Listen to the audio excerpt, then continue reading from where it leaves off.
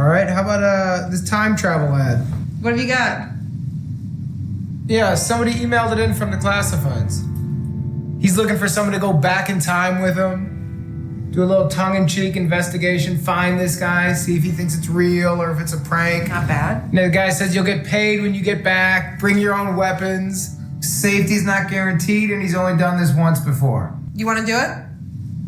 All right, you got it. Can I get a couple of interns? Help me with I'll the do research, do some heavy lifting? Me, too, please.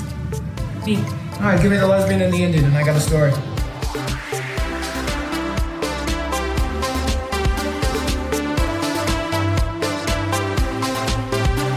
Oh boy, it's a time travel podcast. My name is Nate, and he saw an ad in the paper, and now he's my co-host.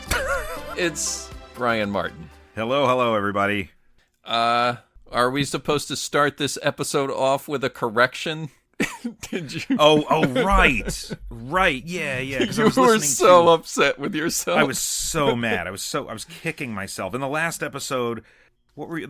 You mentioned the Frighteners. The Frighteners, because you were talking about movie movies that titles start with with the letter F's F. in it. Yeah. Today's letter is F. This is the letter F, and F sounds like this. And then I mentioned, because I was trying to retrieve all this information, from my brain, my addled brain, and I mentioned that Del Toro directed The Frighteners. That is wildly inaccurate. It was Peter Jackson. And it was fun, because when I was sitting there listening to the episode, I was like, what the fuck is this guy talking about? What is past Brian talking about? Anyway. It's a good thing you listen to these. Yes. With that out of the way, we all know you know the filmography of Peter Jackson. Yeah. Yes. God, in fact, I feel like Jesus. you mentioned that when we talked about Free Jack. I think I probably mentioned Frighteners before and mentioned it was a Peter Jackson film in a previous episode even. Yeah.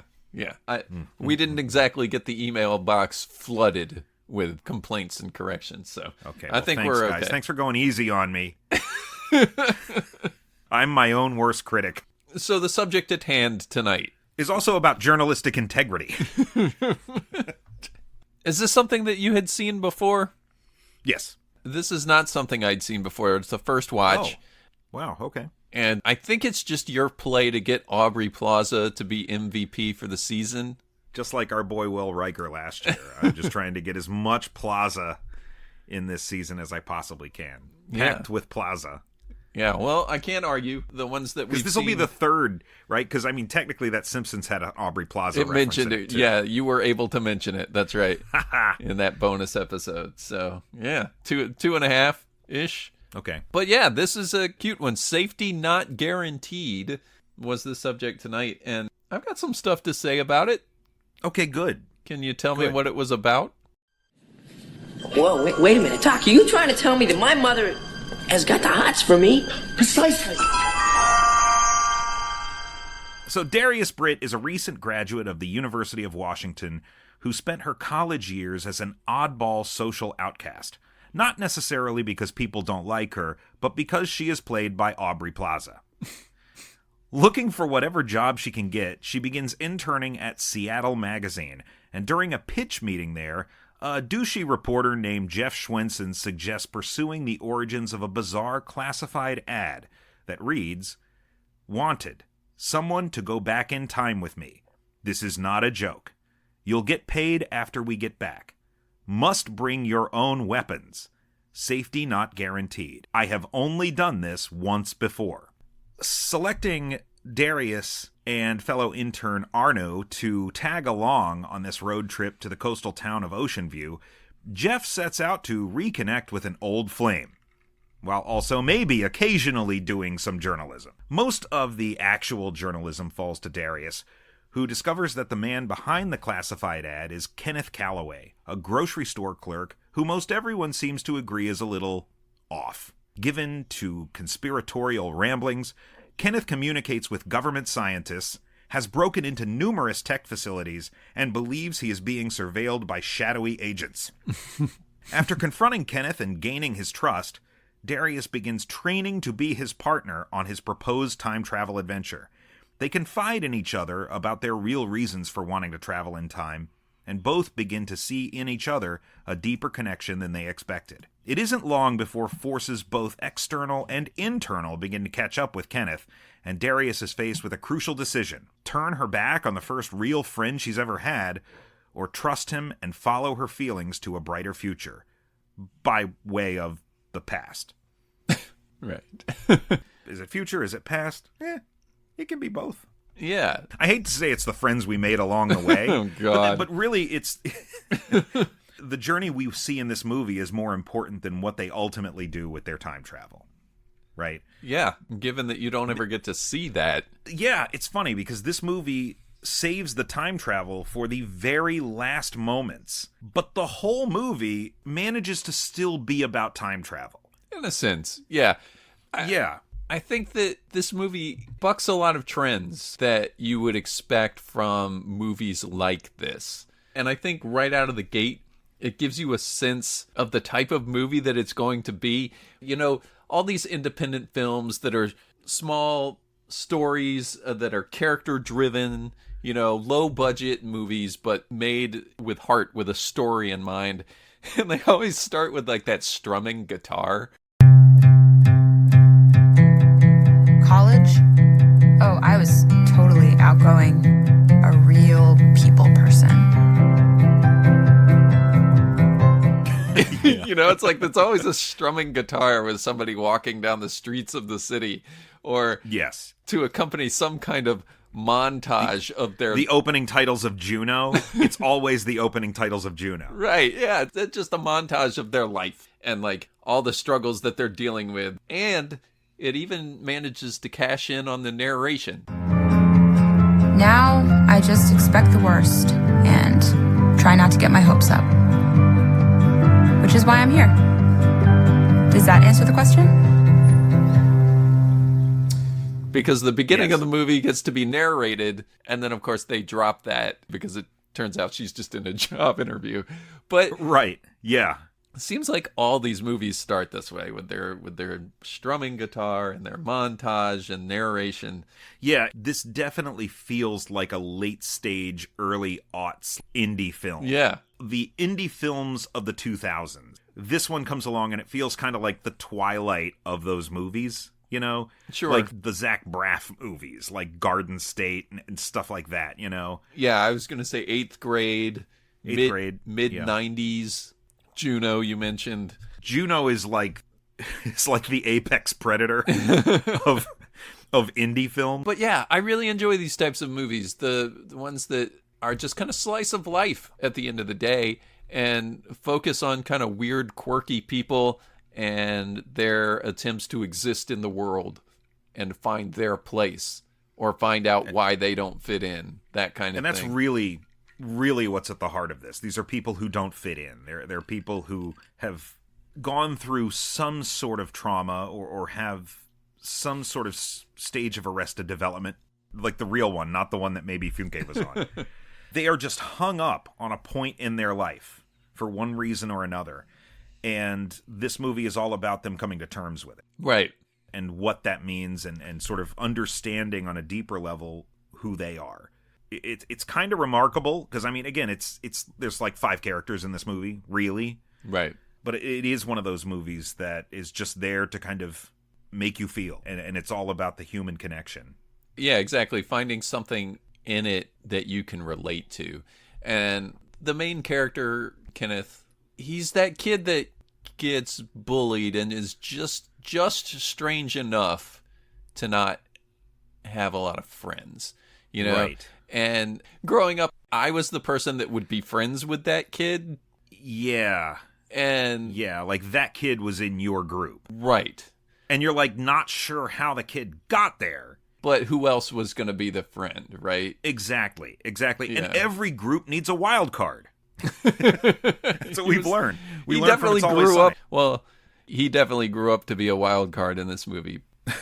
But, you know, I mean, point being, you know, he's finding ways to play with his action figures without people making fun of him. They spent some time up at a Boy Scout camp that he had been to, and he would bring his action figures out to the camp but hide them and only play with them when the other kids were sleeping and stuff like that. And then he would hide them to protect them so that they didn't get broken or get made fun of for having them or that kind of thing. Yeah, and Duplass's character is like in his 30s, probably like 30, somewhere between 31 and 33 years old in this movie, I think. Just like you and me, man. Yeah, I think he's like the same age as us. Because, I mean, he's trying to travel back to 2001. That's when he had the job with the girl and all that. Generally, in our age group, he's still talking about action. But, I mean, I guess I'm still talking about action figures, too. And I just bought a Nintendo system like 3 days ago. So I don't know what this says about me. But what it says about him is that he's very much like a 10 or 11-year-old kid in the body of an adult. Like the way he carries himself, the way he talks to people, the way he kind of perceives reality in the world seems to be very, very childish, but at a state where, you know, oh, there's spies after me. Oh, man, you've got to train before we can go back in time. And he's got her doing all of these crazy, it's like Luke on Dagobah, you know? Right, yeah. Like out there, the training montage where they're shooting at bottles. Right. Which is pretty great. I mean, it's a lot of fun. But I mean, it is. It's like he seems like a serious person to himself, but an unserious person to a lot of the people around him. Exactly. And that scene definitely shows that to us too, because the sincerity with which he thinks he's battling these things and the obstacle course that he's set up for himself. And he's taking it so seriously, and it's actually shot through like a camcorder because she's filming him for like a training video or something of that nature, some kind of recording. And so it's a very voyeur shot where we're all kind of seeing him, and you get the sense of how he thinks and how the world perceives. It's my hope that if you're watching this video, something incredible has happened. I do believe that martial arts are for self-defense only. While I would like to maneuver through this world with an open heart and mind, sometimes that doesn't gain you favor. So I just need to be equipped with the necessary skill sets, guns, training, weapons, fighting, in case I encounter any obstacles that need to be defeated. Area is clear. Oh my God. Mission accomplished. Wow, man, that was intense. Task completed. You know, and there's a lot that I can relate to with this character.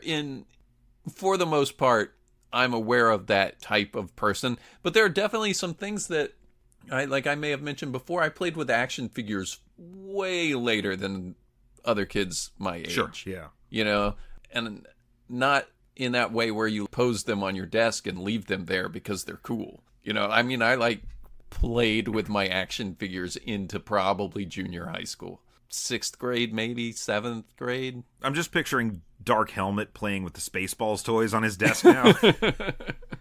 And I mean, there were just kinds of things, and you and I grew up in an era where just reading the comic books was probably something you didn't want people to know. Yeah. That wasn't so bad. It's like my buddies in middle school and I would like trade comics like we were exchanging hardcore drugs. You know, like you got to go hide around the corner and just swap it really quick and shove it into your bag, and you know, like it was that sort of thing. Right. You know, it's like we can't let anybody see we're doing this. Yeah, for fear of repercussion. And so I now can see everybody likes the X-Men. Okay. Yeah, right. But I think that the more traumatic experiences that he dealt with, obviously the one he's trying to address with his time travel, happened in his early adulthood, where he clearly had some connection with a girl, or he thought he did, and he didn't really. Yeah. And I've been there too, you know, Sure. like where you're like, there's the girl that I want to be with, but I can't quite approach her, but she's so nice to me. And you just sort of make up in your mind the type of relationship that you could have with that person, but you never act on it. Yeah. In your brain, it's like, this is fine. I can live the rest of my days like this and be happy. You know, like you just sort of rationalize it. Anything like that, you know? Yeah. Anytime the brain is faced with something it doesn't want to deal with, it's human nature to rationalize it. And so, like, for somebody like Kenneth in this movie, yeah, it's like Belinda was like the nicest person he had met. And she admits, she's like, yeah, I was friendly to him. And I just don't think he was the kind of guy that had a lot of friends. And he wasn't the kind of guy you would date. The way she puts it is something like, you know, Some guys He's are just weird. not dating material, you know? He's just like weird. Yeah. Which is funny because like that's pretty much the same thing the guy at the restaurant says Darius when she's interviewing in the very first scene of the movie. Is like, yeah, I know your type of person and this isn't going to work. Yeah. Yeah. So there's this like connective thread between the two of them. A little bit, yeah. because of that, Belinda is the girlfriend. We didn't really get into why he wanted to time travel, but Belinda is the girl that he pined for and had that kind of relationship with. And yeah, it's hard to say. It's hard to say. I think it's pretty clear that she never considered themselves as in a relationship. And if I had to guess, I bet they never really saw each other outside of the restaurant job. Probably not. What's hard for me is, does he realize the reality he's constructed is not real? From his perspective, and the story he tells Darius about why he wants to travel back in time is that he had a girlfriend, she was beautiful, she was the only person who was ever nice to me, and someone drove his car into her house and killed her. Mm-hmm. And what you discover later is that Belinda's actually still alive. Darius goes to interview her, and that incident did happen, but it was Kenneth driving the car, and he crashed into her boyfriend's house. Right. Right. So I wonder, like, has Kenneth divorced himself from that incident? Does he see himself as not culpable for it? Or does he just lie about it? Well, I'd really like to put a pin in that until we get to the end. Okay. All right. Because I feel like there's some stuff I want to say near the end that relates directly to that line of thinking. Okay. But I guess we could mention is that Belinda is played by Kristen Bell. And man, when she answers that door, it's like, you know it's going to be Kristen Bell. I didn't know it was going to be Kristen Bell. Oh, really? You didn't? I knew she's going to be in this movie. She opens the door. I'm ready for Kristen Bell, and then I see her, and it's like, holy crap, she looks good. Yeah. You know, she's just such a beautiful, beautiful human being. But I like Kristen Bell so much. Veronica Mars. She's all the way great. through. Yeah. But I guess we could kind of talk a little bit more about... I think we should probably talk a little bit more about Darius first, actually.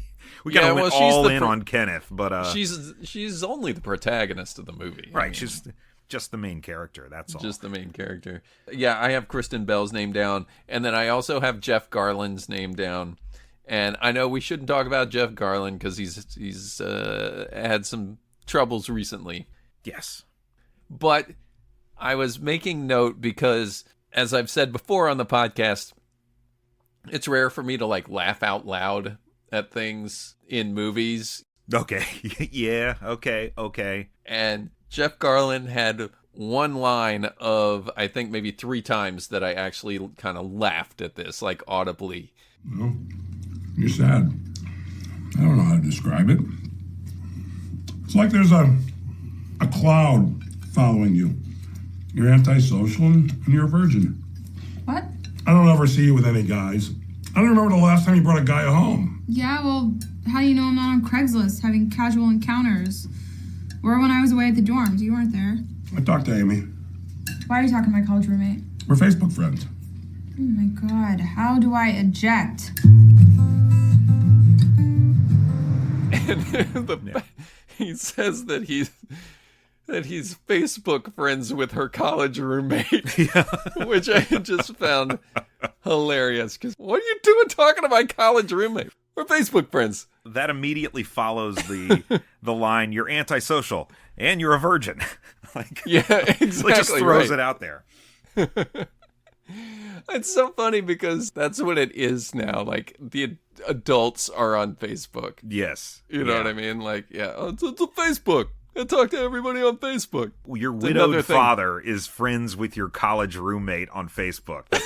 Exactly. I can relate to that. It's not weird. I can relate to it. And it's like that one scene, but it is a really good scene. Yeah, he's not in it very long. He's got one scene, and he gets to sit down and eat during it. So probably didn't even have to pay him to be in it. You should pay him in food. Who is he? Orson Welles? Chinese food. But I did want to talk about Darius. I mean, Darius is your sort of prototypical Aubrey Plaza character. Yeah. Maybe not, but not like so weird. You know, like she's just kind of a little weird and quirky. Like, she's just not comfortable in her own skin.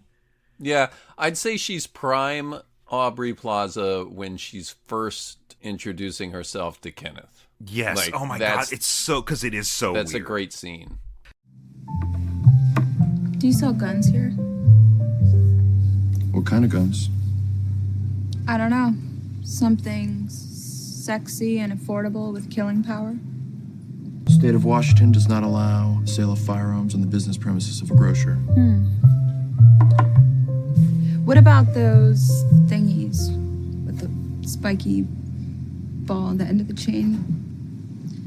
Thingies, you know, and the... You have those? What exactly is the intended use? Is there a pest problem or hunting? Well, if your ad had been written properly, I may have a better idea of what I need. My ad? Yeah. It's pretty sloppy. Excuse me? You heard me. I hope you worked harder on your calibrations. My calibrations are flippin' pinpoint, okay? There are people after me. How do I know you don't work for them? Because I've never worked for anybody in my life. You ever face certain death? If it was so certain, I wouldn't be here, would I? She's got such great lines in that section. So good. It was about that point where I typed in my notes, this is the sort of character only she can play. And she can play it so well. Yeah. You know? Yeah. Man. Almost like she was typecast. Yeah, she criticizes the ad and says it was written sloppy. And she's like, I hope you worked harder on your calibrations. That's right. My calibrations are flipping perfect. Yeah. Oh, man. Good stuff. Yeah, it's great. Good stuff. It's interesting that he doesn't swear. Yeah, it is funny that he doesn't swear, but again, I think he's just like a 10-year-old in an adult's body. It's like a sense of respect, almost. Yeah. Like if he just said fucking all the time and whatever, but he says flippin', that says something about the character. Yes. But yeah, her first interplay in that scene when he's stacking the cans and she puts her phone number on the tomato can. Right. And throws it back to him. That's sharp. It's interesting how she chooses to approach him. What leads her to think that that is the method that's going to lead to his trust? It's just the aggression. You know, it's just the assertiveness. Yeah. She has to seem more convicted than he is. Or at least, like, she's got to match his conviction. Or at least on his level. Yeah, exactly. Like, right? on his level. Yeah, and I think it just kind of catches him off guard.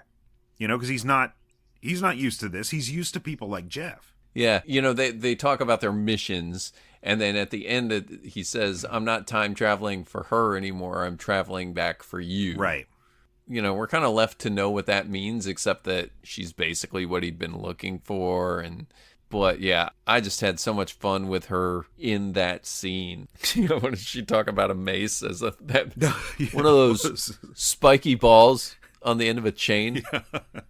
You got one of those. What would it be used for? Well, I don't know. maybe if your ad had been more clear. So good. Those two are great. Yeah. Good stuff. So, like I mentioned in the synopsis, Darius gets a job at this magazine, and Jeff, played by Jake Johnson, they're having a brainstorming session. He says, hey, what about this ad? We could go investigate this. And the real reason Jeff wants to go to Ocean View is because he's also hung up on a woman from his past. It's been 18 years for him, hasn't it? Something like that. Like it's been a long stretch of time since he's been with this girl, Liz, and he's determined to go back and rekindle this old flame. And that's the whole reason he goes there. And he brings along the two interns with him. To do the work. To do all the work while he's off hunting down this old flame. And that's a really interesting story. His narrative of slowly coming to terms with his aging and his rate of decay. You know? He's kind of seeing himself as the same guy he was 20 years ago. And he expects to see Liz sort of frozen in time. Right. But time has clearly progressed for both of them. He just hasn't really owned it or come to terms with it yet. Right. And she has lived a life without him. She's gotten married. She's gotten divorced, you know? Right. She's an active figure in this town. And when he's like, come back to Seattle with me, she's like, no, I'm not going to do this. This is not real. You're obviously just trying to latch on to something 20 years old. You're not trying to live in this moment.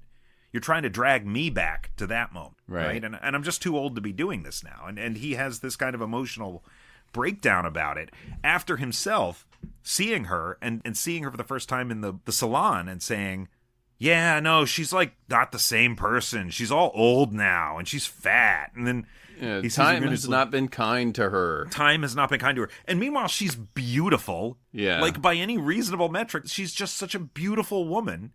And that's the whole point, right? That's the whole point the movie's trying to make. But the interesting thing about him is that he's just like Kenneth. He's hung up on this woman from way back when, and he's sort of idealized this period of his life and thought, that's what I need to get back to, right? Sure. But only one of them is what I would consider to be a man of action. And it's not Jeff, right? Kenneth is actually trying to do something with his life. Now, what he's trying to do is I see what you mean. Physically go back in time. I mean, right, but Jeff is acting with agency to get something back. He's not just pining about it. Yeah, and Jeff is just pining over. He's somehow acting like more of a child about it than Kenneth is. Well, I mean, I guess I meant if he weren't taking any agency at all, he'd just be sitting in his office and he wouldn't have tried to go back. You know what I mean? Like, he didn't even try.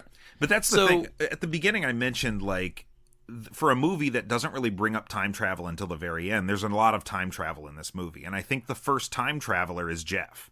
You get what I'm saying? I see what you're doing there. Yeah, that's what I'm kind of getting at. Like, Jeff is the one who initiates the time travel because he's actually going back to Ocean View to try to rewind the clock 20 years and reconnect with this woman who he still expects to look like she did at 20. Right, yeah. He's carrying around the picture of her from when she was 18. Yeah, that's not weird at all, is it?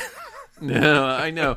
I mean, fucking weird. Look, there are people in my past that I carry flames for, Sure. Like, I mean, you don't expect them to age with you. And in the era of Facebook, you kind of get to see people more so than you used to. But that aspect of this movie is one of the bigger things that I wanted to address. Because what it comes down to is Jeff has the B plot here. Yeah.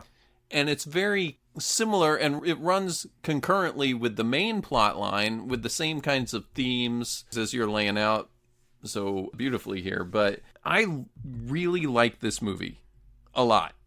So I just want to preface that. Sure. This is not a situation where I don't like this movie, and I wouldn't claim to be able to do it any better necessarily, but I do feel like the movie has any shortcomings for me. It's the lack of resolution to that plot line and that character's development. To Jeff's plot line. Yeah. Yeah, the only resolution Jeff gets is vicariously through Arnu. Right? Because it's like... Even that, though, that's the recoil. Right, like that's the him recoil. Telling Arnu, like, hey, you need to go out and do this because look at me. This is what I've turned into. I want you to go out and enjoy your life and not be hung up on the same person for 20 years like I was, right? That's the scene of recoil, and what I mean by that is, like, he's reverting. He's reverting back to what was safe before. Yes. And that's being kind of a douchebag, banging your boss, trying to live the 20s in your 40s or whatever. Like he gets kicked out of that football game. Yeah, he gets kicked out of a high school football game for drinking beer. Yeah. Yeah.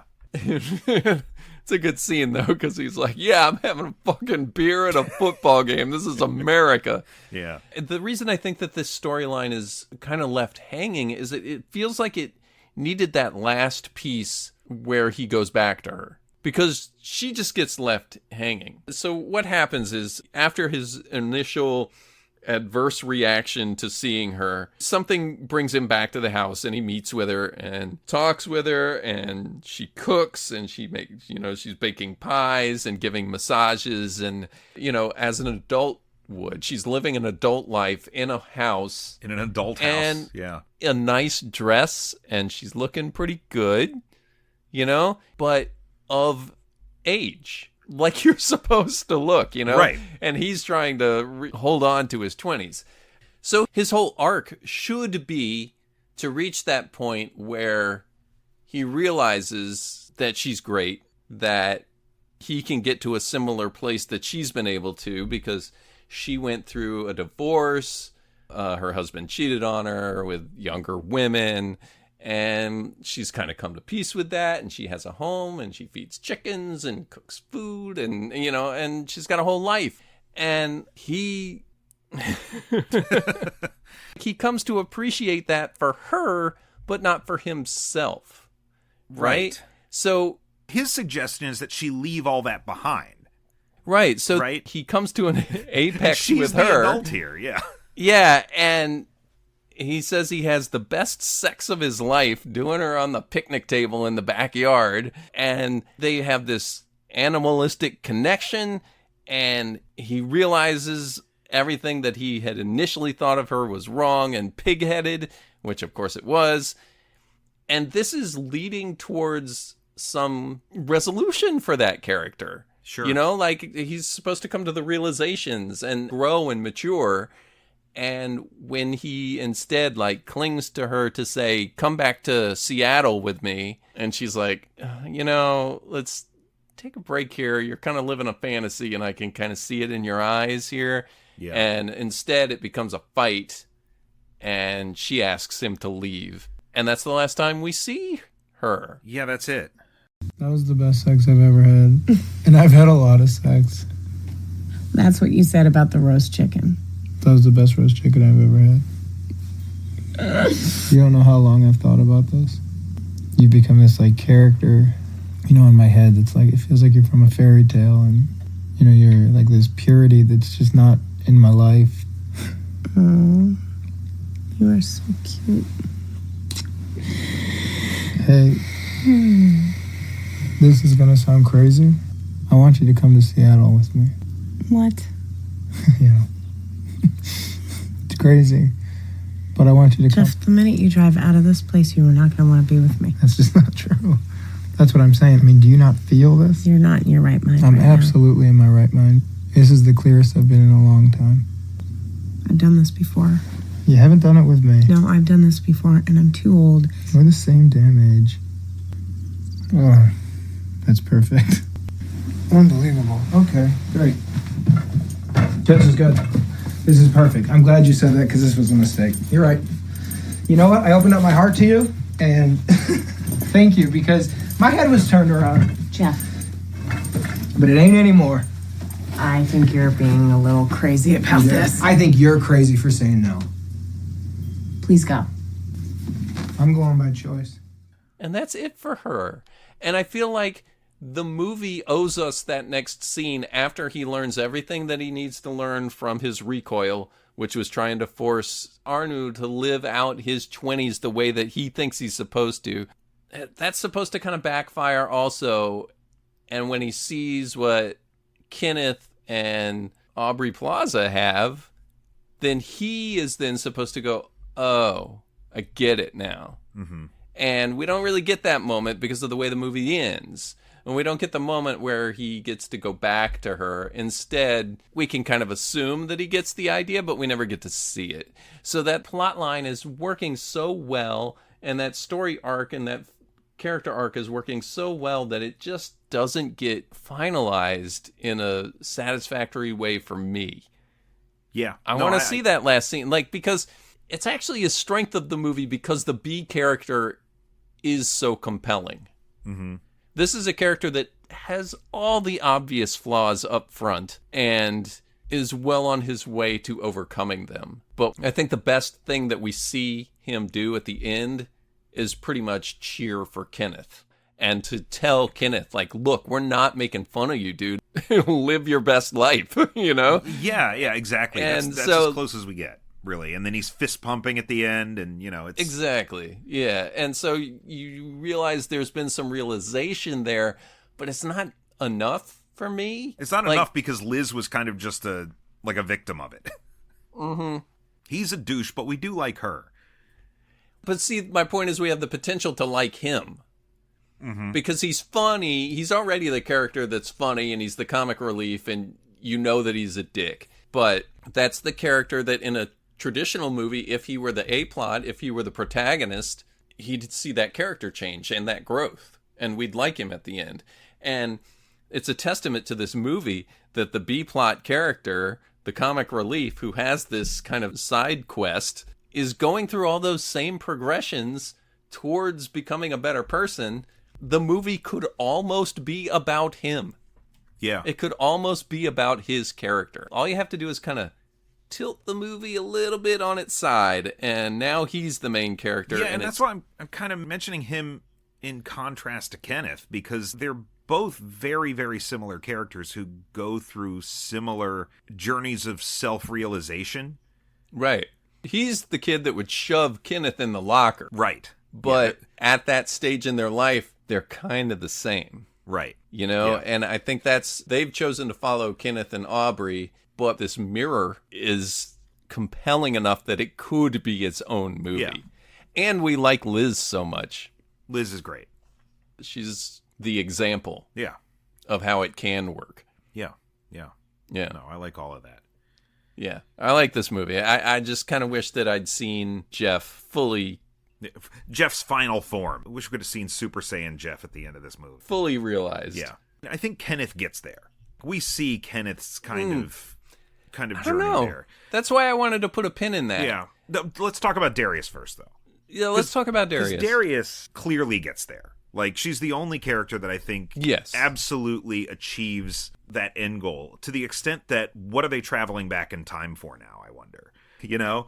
To get away from the feds, really, right? actually, that's probably it. Yeah. The heat's closing in. But Darius's whole deal is that she lost her mother, and she tells it's a really affecting story. You know, you can kind of picture it, you know where it's headed as she's telling it. I'm going back to stop my mother from dying when I was 14. How'd she die? It was really late, and she called me to tell me she was coming home, and I asked her to stop and get me chocolate milk because I had to have chocolate milk. So like 5 minutes later, she called me to tell me that she got the chocolate milk and she was coming home.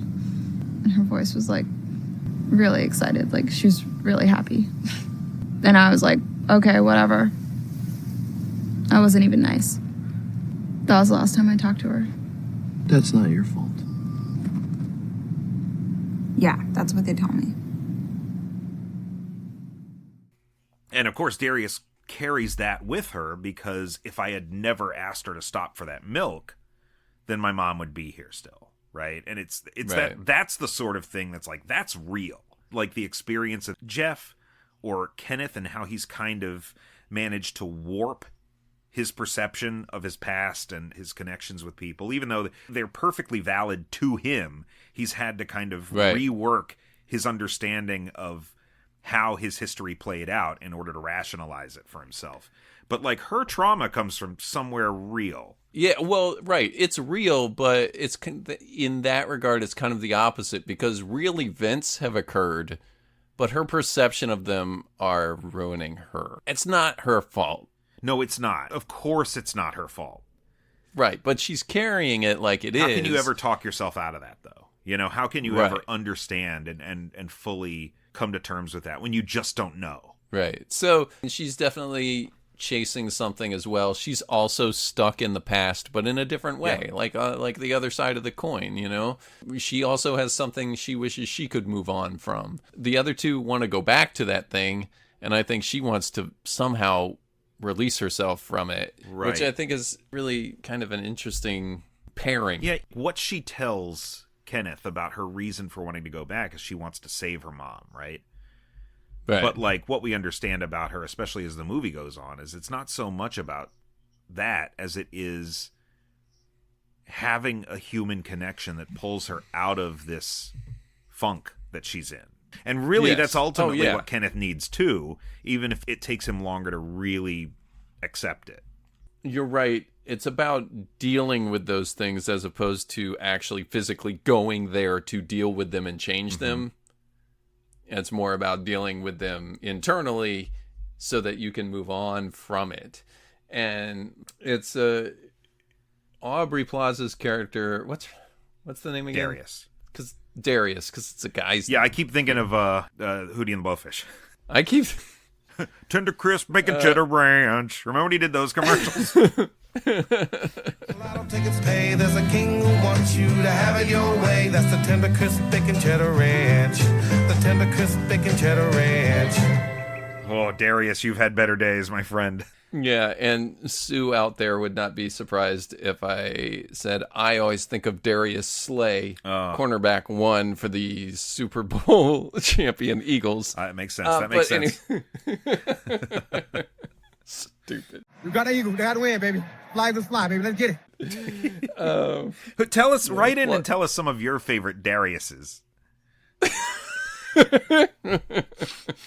Big play Slay. Yeah. Anyway, so what she's really looking for, when you talk about Darius, what she's really looking for is kind of what her dad says she needs. Although it's not exactly fatherly wisdom when you only see him in one scene. But the truth of the matter is she really just needs the change. Yeah. Kind of the hint of adventure, some kind of release from the monotony that we see in the opening montage. You know, like, this is what my life is. This is the struggle I'm dealing with on a daily basis. And she's surrendered to it. You know, right. Like it's not necessarily anything that will get better for her. And I think the movie sets this up really well in those early scenes with both her narration, the job interview, and then the first few scenes we see with her in the office, where Bridget, the editor, is just talking down to her with someone on the phone while she's in the room and can hear it. Right. One of the worst possible things I can imagine happens to her right after that, where she's putting toilet paper on a toilet paper roll and her hair dips down into the I was going to say potty. It dips down into the toilet, okay, Dad. into the water. I'm like, oh my God, that's awful. That's awful. Like, where do you go from that? Do you just cut the fucking hair off? I would. Yeah. It's definitely one of those moments. It's a great moment that just shows how resigned she is to mediocrity. Yeah. Does the movie ever tell us why she's interning there? No, I think she just got a gig there, right? I know that, but Arnu is there. She has a... Well, yeah, well, we know why he's there, which is unrelated to the things that he's in school Completely unrelated. I want to talk about him a little bit, too, because he's such a weird character. We talk about Jeff being the comic relief, but Arnu really pulls a lot of weight there. Yeah, we definitely get to him. I just am wondering, we don't really have a sense of what her goals are, and she's kind of aimless, I think. Like, there's no indication. There's a clip that I've seen on the interwebs, whether it be TikTok or YouTube shorts or reels of some kind or whatever. And it's a clip from something that Aubrey Plaza is in, where she's arguing with this woman about her doing internship work for free.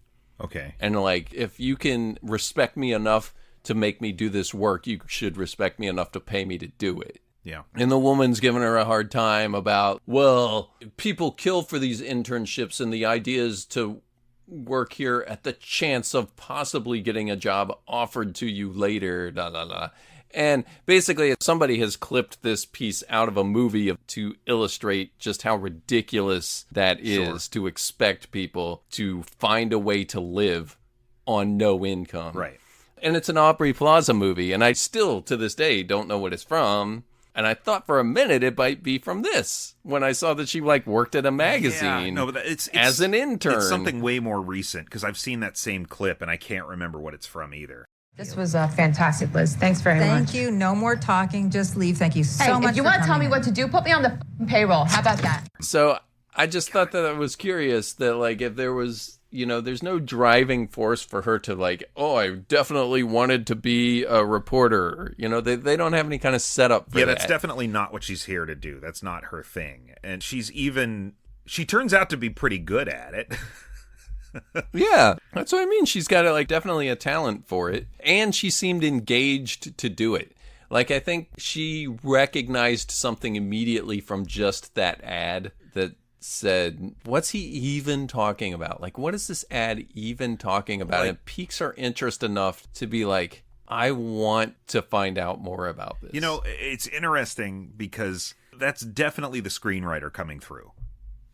Because this ad was a real ad.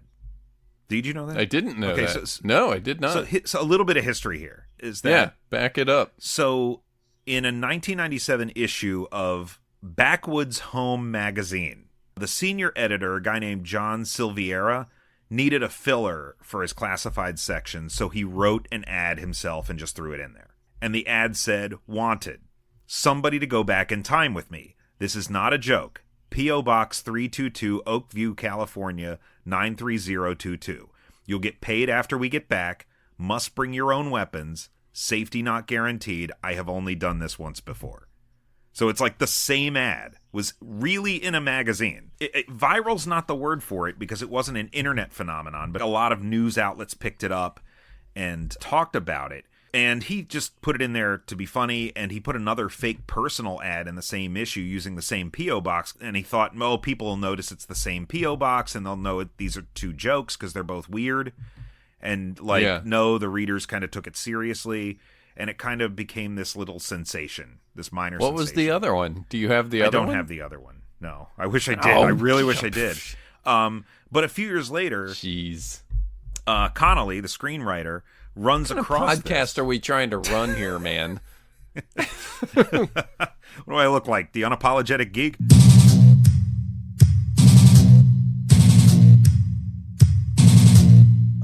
He would have it.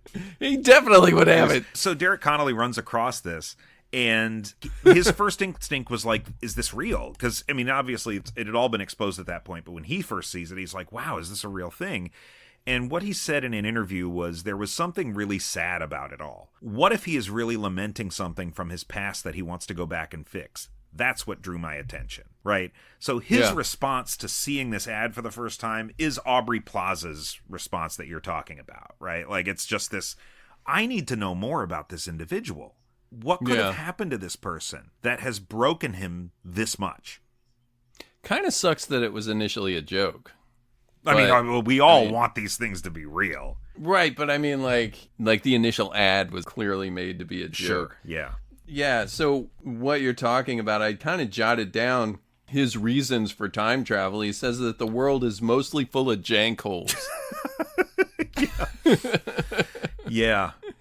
He feels like the world is mostly full of jank holes.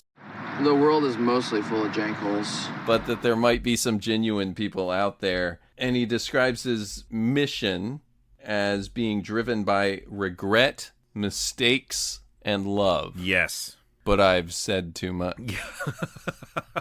Yeah, and he kind of throws little nuggets out there occasionally. One of my favorites. People tell you that there are other girls out there, you know, and it's not just about a girl, it's about a time and a place. You can't just go find that stuff again. Right. The girl is there. Yeah. But it's the zeitgeist. It's the zeitgeist of Kenneth. Circa 2001. That's what he's trying to get back to. Yeah, I can commiserate with that too. Yeah. I mean, there are times in your life that you look back, you know, if you were a college athlete or a high school athlete, you know, those kids that peak in high school. Yes. You know, like Uncle Jeff. Rico. Oh, yeah, okay. I really did put in here, though, that Jeff is sort of an Uncle Rico adjacent character. Yeah. You know? Yeah. The only issue that I have with that, I guess, is kind of the casting, because I still think of Jake Johnson as pretty young in this movie. Right, to be playing a character does so not old. seem... Yeah, well, to be playing a character that's so concerned with his age. Yeah, Like- yeah, I guess you're right. It just seems like he still kind of plays young, hip people. Like, they just gave his Spider-Man a kid. So, yeah, that's true. I forgot that was him. Yeah. Yeah, he plays Spider-Man on in Across Into the Spider-Verse and Across the Spider-Verse. Yeah. My name is Peter B. Parker. And for the last 22 years, I thought I was the one and only Spider-Man.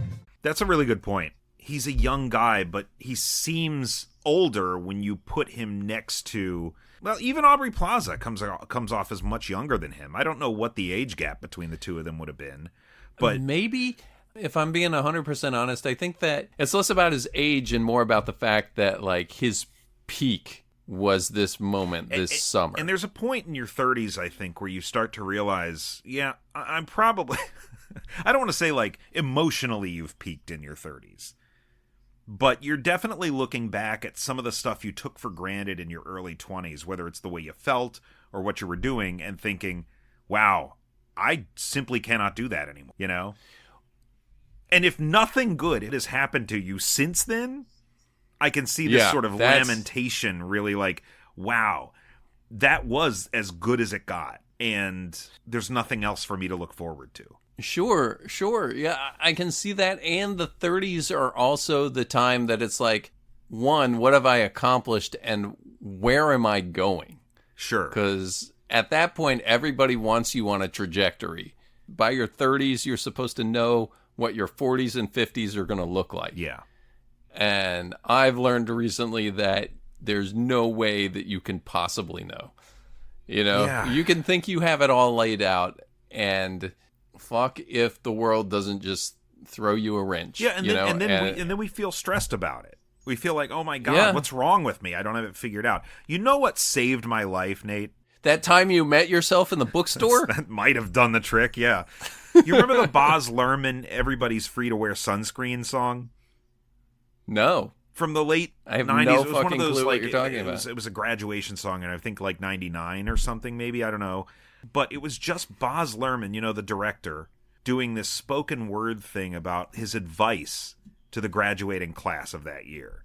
Okay. And it's a really engaging thing that was playing on the radio. It was so strange to hear something like this on the radio over and over again. But one of the things he mentions in that song is something to the effect of, it's okay to be in your 30s and not know what you want to be. Some of the most interesting people I know in their 50s still don't know. Something to that effect, you know? Yeah. And I was like, that might be the best piece of advice in this whole thing. You know, in the whole Baz Luhrmann, everybody's free to wear sunscreen, which I encourage everybody to seek out and listen to. There's some good advice in it. There's some real good advice in it. I'm definitely going to do that. Wear sunscreen. If I could offer you only one tip for the future, sunscreen would be it. But you're right. We're conditioned to feel like we should have everything figured out by this point. And it's interesting to me when Jeff is sitting down and talking to Liz, and she's saying, well, so you work for a magazine. I always knew you'd do something big and interesting. And he's immediately downplaying it, like, well, you wouldn't think that if you worked at the magazine. Because it's all a matter of perspective, right? To her, like, this seems like a, wow, look at you. You followed your dreams. You're out there being a journalist with a major magazine. You're, you know, going off on these trips to do interviews and things like this. And from his perspective, it's just humdrum. It's like, this is just my life, and my life is not glamorous. It's not exciting. Yeah. I like drummed up a fake story so that I could come back here. Right. You know, like, I wonder if do you think Liz and Kenneth know each other? No. I wish they did. Because he talks about him to her. Yeah. He's like, yeah, I've got an intern out running around with a guy that thinks he can time travel. And she's like, is that dangerous? Do we know this person? What is she? And what is his response? Because his response is really funny. I thought it was just something like, she'll be fine. Or something. Well, what the heck was it? It was pretty good, though. I know when she says, what if he chops me up in pieces? And he's like, that'll just make the story better. Yes, that might be what I'm thinking of. So when Kenneth is talking about why he wants to travel in time from the perspective of what it will feel like, what it would be like, remember the scene early in the movie where Darius and Arnu are talking? Sort of the same thing. Yeah, and Arnu has basically no interest. Yeah. He's like, no, I like now. Yeah. I want to be where I am right now. Why do you have flames on your laptop? It's a gaming laptop. It's really fast.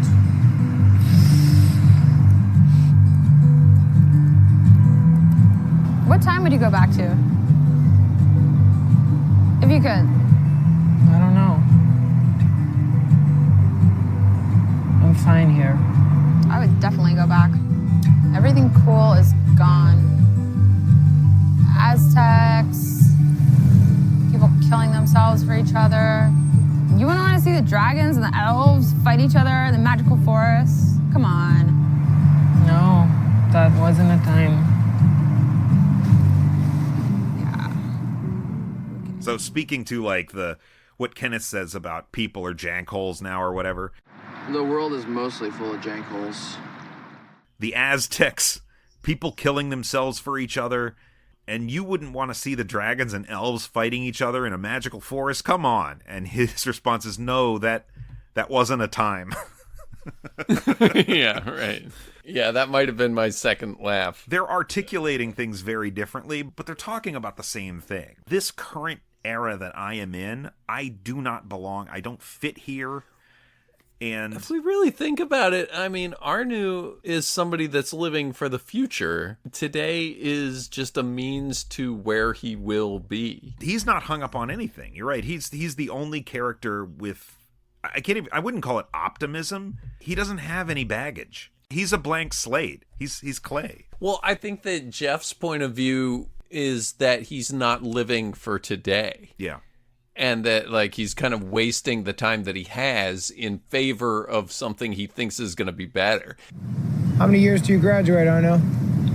Total, including doctorate or just undergrad? Forget it.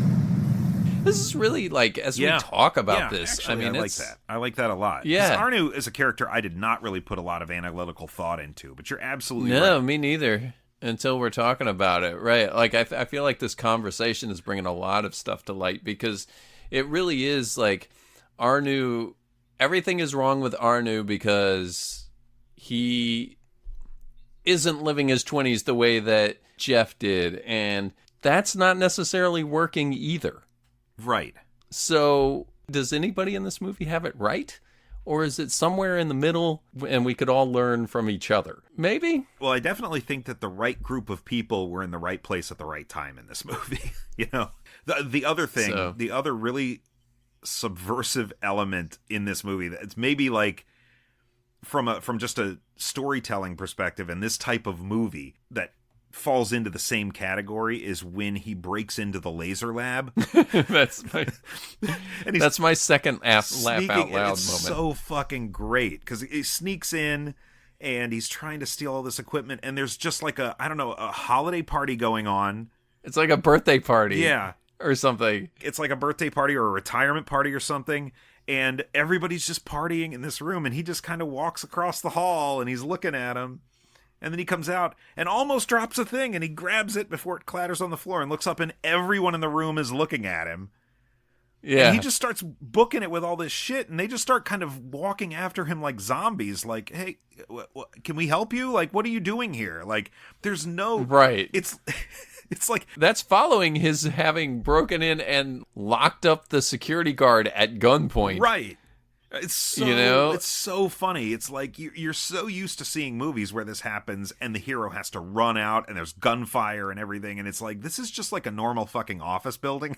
Yeah, exactly. If he had been carrying a clipboard instead of a gun, he probably could have just walked in there with his clipboard and pen and then walked out with whatever he needed. Yeah. And people would have just been like, oh, hey, anybody know who that is? Like, have you seen him before? Is that the new guy? Is that like who's walking away with our lasers? It's such a great moment. But yeah, that's a good scene. It's fun. And the other thing I made a note of is like Aubrey Plaza actually has a really great scene in that too, because I can't think of another movie or another actress that would be able to pull off the moment where you're questioning your choices so much that you like she's having a little song to herself. Yeah. What am I doing? Why am I doing this? What am I doing? Why am I doing this? What am I doing? Why am I doing this? What's going on? What am I thinking? And like she's so good. Yeah. In the cab of the van, the getaway van. Yeah. And what the fuck have I gotten myself into? This guy is in a government building with a gun and a mask, and he's stealing things. But yeah, that turns out really well. That was my second laugh out loud moment, was when the people at the retirement party look across the hall and they're like, who's that? Anybody? Like, because nobody's alarmed. Right. No, it's just, everybody's just staring like, huh. We've all been there, too. We've all been there. Like, hey, who's that guy that just walked in and walked through the room? And then somebody has to tell you, oh, that's the guy that fills the vending machine. Yeah, but nobody stopped him, right? Like, everybody's nobody just like, stopped him because you don't know. Because your brain, it takes the human mind several seconds to just catch up when something is happening that you don't recognize. That something is out of place. It's like, wait, and you got to buffer? You got to compute for a second? And then you can be like, hey, what are you doing here? Do we need to call the police? That doesn't happen. No, because your first inclination is, well, clearly they're here for a reason. Right, like, right. I don't know everything that goes on in this building. And it's also after hours. Like, they're here for a birthday party. Like, yeah. It's such a I'm just equating it to my personal life, like people knock on the door and come into the workplace and people look at each other like, do you know who that was? I guess he's supposed to be here. Who was that for? Guess he's supposed to be here. Yeah, but exactly. Nobody told me. And it's just the same thing. That's like what he I tell. could have just walked in. Look, that's what I tell everybody. Clipboard. When you're traveling in a foreign country or anything, the key to not getting pickpocketed or harassed is to look like you know where you are at all times and try to blend in with the locals as best as possible. Like if you just walk into a place and you seem like you're supposed to be there, 9 times out of 10 people aren't going to question it. The funny thing about Kenneth is that he absolutely does not look like he belongs there. Like there was no effort. He's wearing a ski mask. He wants to go in looking like Ethan Hunt. Yeah. Again, not sure people have heard that recording yet. Man, Nate, what are we doing? It's for the DVD release? Yeah, it's slow going. I got to edit the real stuff first. That's true. So, wow. Okay, yeah. Yeah, why doesn't he ever ask where she's staying or how she gets to where she's going? Is it because he's just really caught up in himself? I don't know. I didn't really question it too much. Because he's so caught up in he ran a background check on her. She is. Yeah. Right. So, like, why doesn't he ask her, hey, where are you staying? That's a fair question. What are you doing in town? That's a fair question. Like, oh, how'd you get here? I don't see your car. You know what I mean? It's weird. Yeah. I mean, if you're going to get hung up on that, then why bother watching the movie? But still, at the same point, I did make a note of it. It seems strange. I think that, do you have something more? What else do you have? Well, I had 2 things that I want to mention. Okay. One of them is, I'll talk about this real quick first, because it's a small detail that the movie kind of just throws out there and then moves past very quickly. Kenneth's fake ear. Oh, yeah. When his ear is like falling off in the car, and then he's like, oh, I don't want to talk about it. And I mean, I would assume that was an injury that he got from the car crash, because it's the only way there's any connective thread there at all. But what is it then? Because he said, did he say people teased him about it in school or something? Or? Well, because he said his parents could only afford one prosthetic. Okay. So they couldn't afford to buy one for him while he was a child. He had to grow to a full adult before they could afford to get him a fake ear, because otherwise he'd outgrow the prosthetic. I see. Okay. And the kids used to make fun of him. So it's like some... Yeah, it's like a birth defect of some kind. Okay, yeah, because I was like I watched the movie and then like a day later I was like, fuck was with that ear? Yeah. Just rolling over in my head. And she uses... I had a mustache until I was 14. So then he looks like, at the hair on her arm or whatever. It's like, yeah. And she shaves her arms and waxes her lip. It's fake. It's fake. My flippin' ear is fake. They used to make fun of me. All the other kids.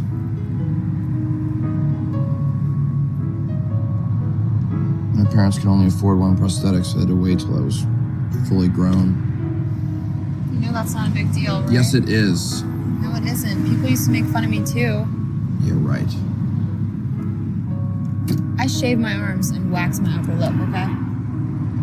You're just saying that to make I'm me feel better. serious. You I had a don't freaking mustache until I was like 14. I think it's just a abnormality to his development, and they got him a fake ear when he got old enough, and his ears weren't going to change. The other thing I wanted to bring up, the resolution of the movie, and I'm talking more about where we're left with Kenneth at the end of this movie, right? Yeah. Do you think that the resolution comes a little bit too easy?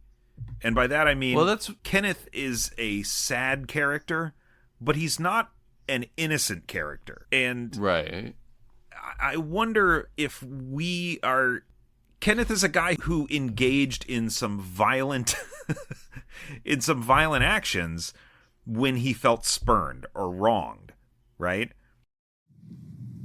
Kenneth ran his car into my boyfriend's house. There was a big dent under the kitchen window. Oh my God. So I convinced Rob just let him go, and we told the police it was a hit and run. I haven't seen him since then. But you said you've seen him recently? How is he? He's good. Are we too trusting of this guy? And are we trusting just because Belinda gave us a pass to be trusting of him? Because she seemed to say, you know what, let's let bygones be bygones. Don't worry about it. You know, please don't press charges against this guy. And, you know, I feel like Kenneth gets off real easy in this movie. Well, thankful that it's a time travel movie. There's a billion ways to look at this. Yes. Because one of the things that he could argue is that in their time travel, he changed the past and brought her back to life. And that his timeline, she really was killed by a driver that drove into her house. Because Darius confronts him and says, I spoke to Belinda. She's alive. He's like, we must have done it. This is great news. Do you feel we saved her life? I talked to those guys who were following you, And they told me that you stole those lasers because you're some kind of spy or something. That's perfect. Let them think that. It works in our favor. It's better. Seriously. I also talked to Belinda. What? Yeah. You did not talk to Belinda. Yeah, I did. I talked to Belinda. I was just at her house. No. What are you doing?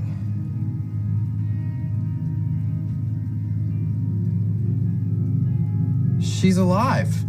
She's alive. Okay. This is good. Okay. This means the mission must have been successful, and we have saved her, and we've come back to the present. Hey, you can be honest with me, okay? I really like you. Okay, yes, but this is the thing. It's a complicated science and cannot be measured by our brains. You can't time travel! This is all crazy. Okay, you lied to me. Listen to me. What else are you lying about? Hey, listen to me. You come to that launch site at 5 p.m. You take my hand, and I'll show you who can't time travel. I wrote down the same thing, but I'm also like, my read on his behavior in that moment is that it's not sincere. Like, she's bringing to light something he doesn't want to confront about himself, right?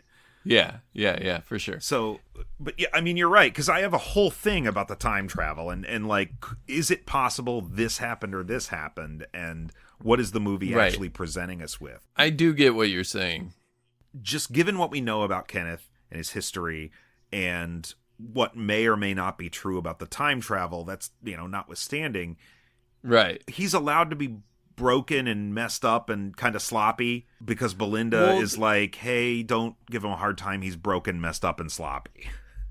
Well, this is the thing that I actually kind of wanted you to put a pin in for a minute. And now that we're here, I've got a note here that usually in this type of movie, the quirky guy by the end is at some point forced to face reality. Yes. Right? Yeah. And this character doesn't ever have to get there. And instead, we're kind of left to question his reality.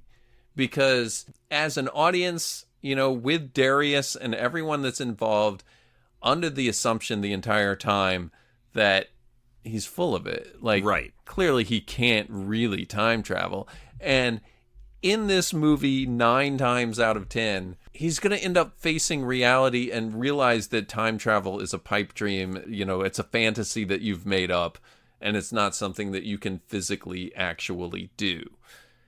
But this movie, he does time travel at the end, supposedly. You know, like the machine disappears and they're gone. It does something, and it looks like time travel.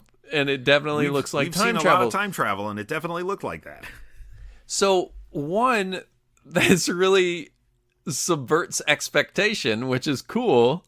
But two, it also never gives us the resolution to that character the way that you're wanting. Right. You know? Right. He doesn't ever have to face reality. And we never get the answer, well, did you drive your car into this boyfriend's house? Yeah. And what the fuck's the matter with you? And maybe his reality has been right the whole time. You know, but maybe it's been right, and he really did go back and save her. Yeah, like the fact that he does time travel at the end really does draw everything into question. But the reason I wouldn't expect anything historically to change is that the whole arc of this movie is about him and Darius finding each other, right? Moving beyond their shared pasts together, right? And in a more traditional screenplay, there would be more time devoted to the down in their relationship, being after Darius is confronted with the truth, quote unquote. From Belinda, yeah. From Belinda. There would be a good period of downtime where she doesn't trust him, and he'd then have to earn it back. But that happens really, really quickly in this movie. It's like 30 seconds tops. Yeah, because she confronts him and she says, I talked to Belinda. She says this. And he basically just runs to his time machine. Yeah.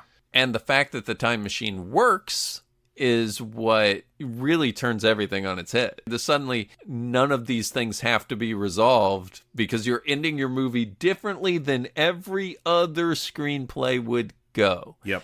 And I'm a structure guy.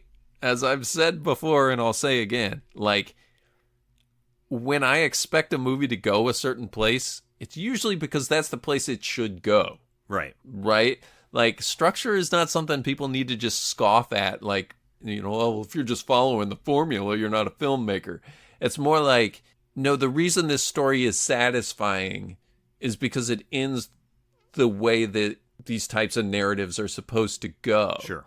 And you can find a creative way to do that. You can pepper things in, but if you really want something to end up being satisfying, there's a structure to this kind of storytelling. And this one kind of pulls the plug. It's almost like a drain in a bathtub or something. At the end, it says, here's what the movie's supposed to do. It's supposed to get to that boat, throw the switch. It doesn't work. It just fizzles out. He's faced with reality. They come together, and then they have to face their current lives and this time together and face the consequences of the actions that they've been taking chasing the past. Sure. But in this movie, they get to all of those moments, they throw the switch and it works. Yeah. So they're just gone. And that's it. And it's different. And I'm not saying that that's a fault. It actually works. But as a structure guy, I think what you're left wanting is that, well, like, did he ever have to learn his lesson? Like, did she get a satisfactory answer from him about whether he drove his car into that guy's house? I mean, there's so much left unresolved, and that's the A plot. Yeah. You know? Let alone what he left unresolved in the B plot. And I present it as a failing in a screenplay. It's not, but it's not. It's not. No. It's working. It's working somehow, but I can see why it feels like some things are maybe unresolved, because they are. And so maybe if I were to summarize this movie, I would say it's about the lives of several people who are, in one way or another, hung up in the past, but are forced to continue onward into the future. Full stop. Because it's like, it's like, do they get out from beyond these things that they've experienced? I think it suggests that they do, but I mean, where do they go? Where does Jeff go from here? Yeah. Does he just go back to the office? No, well, your desire is for him to go back with what he's learned from witnessing Kenneth and Darius and realize what a fool I've been. And you were absolutely right. Yeah. I shouldn't expect you to come to Seattle, but I'd like to stay in touch and take a new perspective on your life. And like, I think we can extrapolate that that's probably where he would go based solely on his fist pump in the air. Yeah.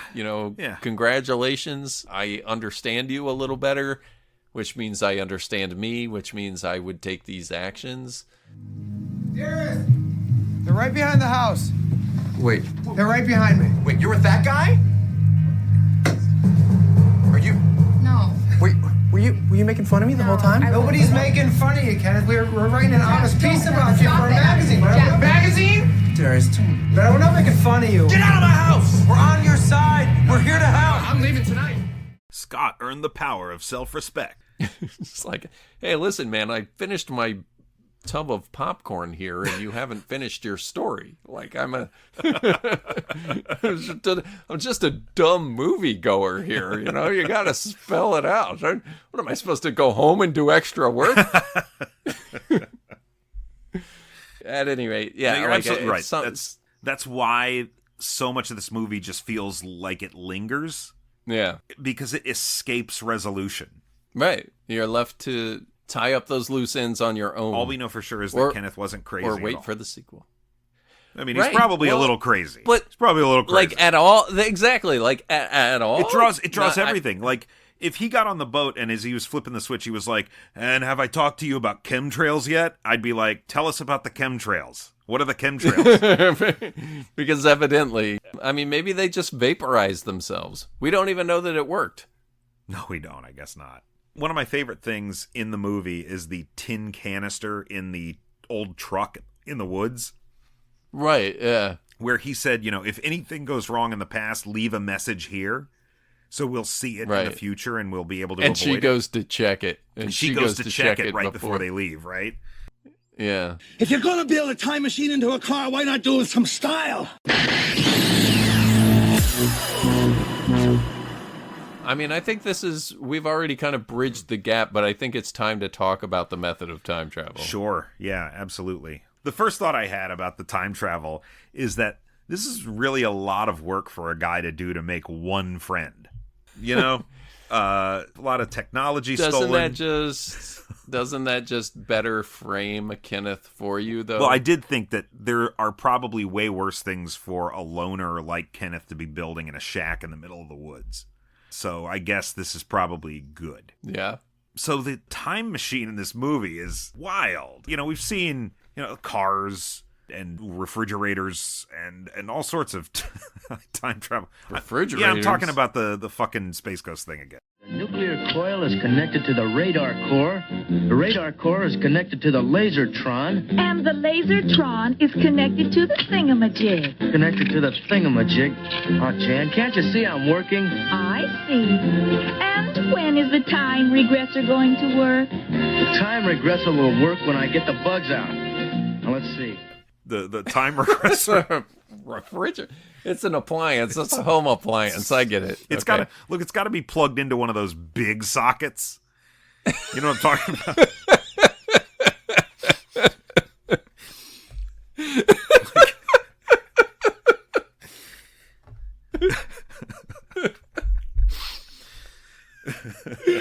Yeah. Oh my god.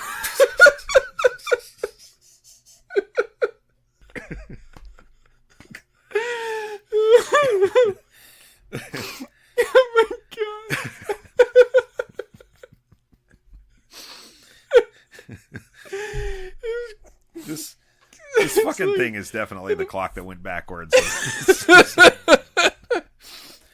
It's like the apartment complex that comes with washer dryer hookups. Yeah. It definitely comes with plugs that will allow for the time regressor. This is a big like carve and it's like a wall's carved out. Yeah.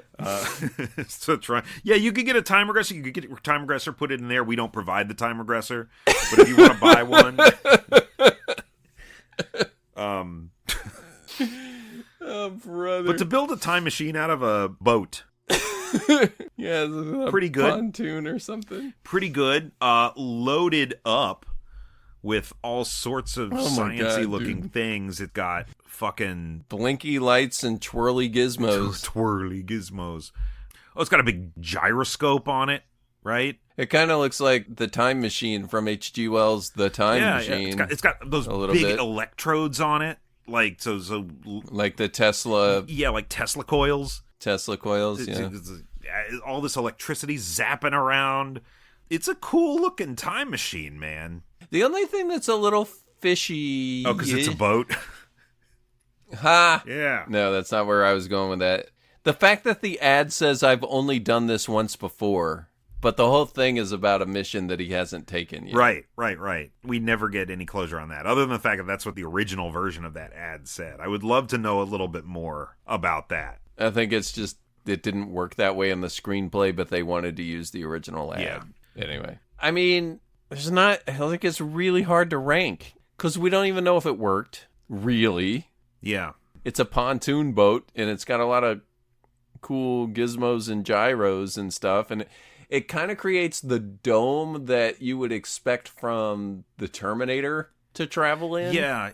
You know, it like creates that bubble. You know what it looks like? So it kind of looks like that. What it looks like to me is, remember in the first X-Men movie where Magneto had that oh, sure, mutant cancellation that turned humans into goop? Turned humans into and it created mutants. like from the Statue of Liberty's torch, that like ball of energy came out. The ball of energy looks exactly like the ball of energy in this movie, right? Right, sure. Yeah, the first thought I had was Terminator also, but I was like, no, you know what that really looks like is that X-Men thing. So yeah, really creative way to get Rogue her stripe of white hair. Yeah, by the way. That was pretty creative. I kind of dug that back in the day. So does the time travel? Oh wait, that dude's a pedophile. Never mind. Which one? Oh, Bryan Singer. Bryan Singer. Yeah, I was like, wait, which X-Man is a pedophile? I don't think any of the X-Men were pedophiles. So far as we know. I mean, of the actors who play the X-Men, I'm sure there's... Anyway. Does the time travel in this movie work? There's kind of two routes here, I think. If the time travel did work and resulted in saving Belinda, that change couldn't really be reflected until after the time travel had happened, unless this was a predestination loop, right? And in that case, Kenneth would already know that the time travel worked, and he would be seeking to time travel solely to ensure that what already happened still happened. Yeah, I mean, would it, in some time travel stories, if you've time traveled, you're outside of that time now. So maybe he wasn't aware of the changes that have been made by him in the future. I mean, that's what he's trying to convince her of, right? Is that, well, maybe that means our mission was a success, but of course we won't know it until we do it. Oh, maybe so. Maybe so. Like, I guess what I don't get is how him driving the car into the boyfriend's house would save Belinda. Because that's clearly something that happened. Well, it's something Belinda said happened. Oh, do you find her to be dubious? Are you only trusting her because she's Kristen Bell? I trust all beautiful women, Nate. They could sell me a time regressor. You don't say, huh? And I can talk to Taco the Terrible with this thing. Do not go. Come with me to my lodge as guests of Taco the Terrible. Tarko the Terrible. Yes, honey, it's a time regressor. No, we can order tacos on it. My God, what did you spend your money on? No, trust me, it's a time regressor. No, honey, this is going to be a real sweet deal for us. Trust me, Tim down the street just got his installed. It changed his life. Jesus. Oh, man. Love it. So, see, I guess you're right. I guess it doesn't matter, though. We're left to make this up ourselves. All we see is the big bubble created by a bunch of spinny lights, and they disappear. And everybody, I think, that's witnessing it believes them to time travel, but, I mean, it's a credit roll at that point. Sure. The story's over. So, I mean, that's basically the director, screenwriter saying, what do you guys think? I think this movie was pretty well received, and I think that the reason that it is remembered to the extent that it is, I think like people who have seen it really remember it, is because it subverts expectations at the ending, is specifically because of the way it ends and the sort of open-ended nature of it. So what you're arguing is I should not be a structure guy. No, I think structure guy is good, but you got to know when to break it, and these guys knew when to break it. I mean, hey, it landed a Jurassic Park movie. True. I mean, it works, and I think a lot of that, if Aubrey Plaza and the actor that plays Kenneth weren't so sincere and didn't do such a great job. This guy that played Kenneth, I'm not really giving him his due. Yeah, Mark Duplass. Just when he's like stacking the cans of soup in the grocery store and he's doing that kind of move where he's dropping it behind his back to catch it. Right. And it's like so lame, but in his mind, you can think he's like... He thinks he's like wow, a ninja. I'm so cool. Yeah, exactly. Yeah. And like, I mean, they do such a great job. And I think a lot of that sells your ability to, well, you already know these characters. What more do you need to know about them? Does it really matter that I tell you the resolution? Right.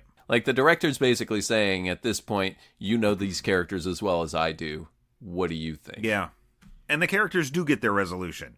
They travel somewhere. Each other. Yeah. They get each other and they go off together. Yeah. And I think that Darius's yearning, like her interest being piqued by the ad at the beginning of the movie is just like, this is what she was looking for. Right. Some kind of connection that was different than her current life. And whether it was time travel or not, Kenneth filled that emptiness. Yeah. You know what I mean? Yeah. Yeah. So where are we going to rate this boat? Yeah, right. It can't go high for me. The story can, and the movie can, and the boat looks kind of cool. But for me to rate the time machine at the end of the podcast is to say, okay, well, now I'm weighing it against all these other things I've seen. And that's why, for me, Free Jack is so high, because that was fucking cool. It's cool, and it doesn't look or function like anything else we've ever seen. This is like the DeLorean on a boat. And it's cool that he kind of made it out of a mishmash of things that he stole, and it's on a pontoon, but there's so little we know about it that they don't allow it to be cool. Okay. Ish. Okay. For me, you can't 100% convince me that it is a time machine, because we don't know. Well, I do want to remind you that there are several items on our list that are also probably not actual time machines. Right, yeah. Like a road sign, perhaps. The road sign. But yeah, no, I agree with you.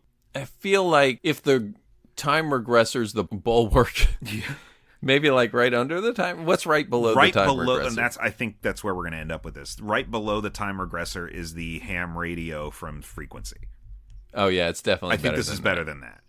Right, so because it's just a ham radio and it's just a ham radio. The Aurora Borealis. Just a stupid ham radio. Yeah, so I would put it. This will be our new number 8, the boat.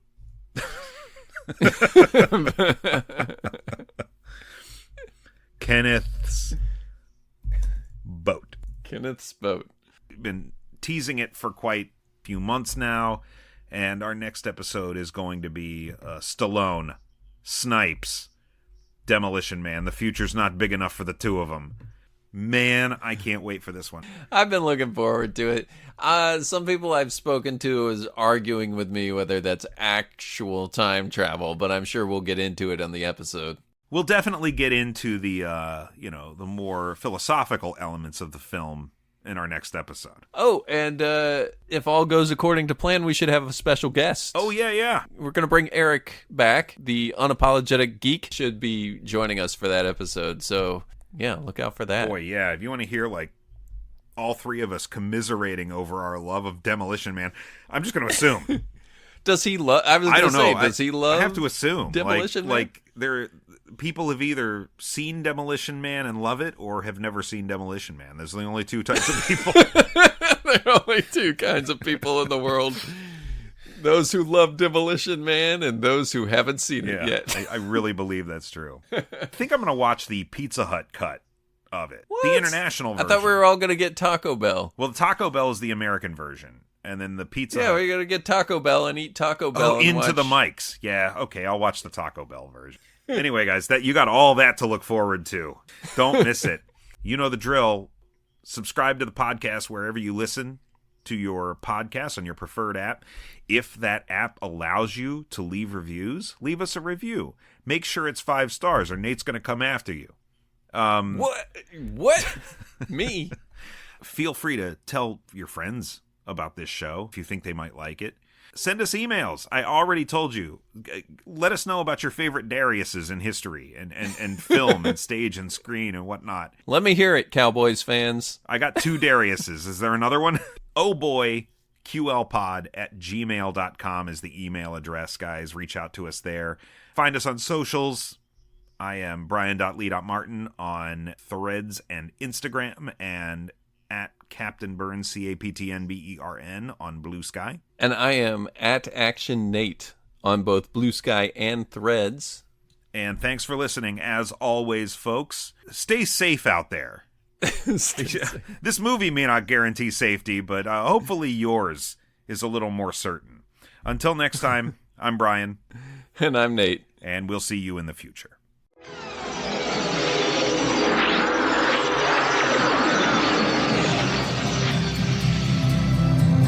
The mission's been updated. I'm going back for you now. All right. You trust me?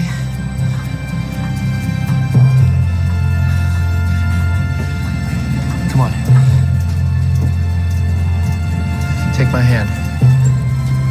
I know what I'm doing, okay?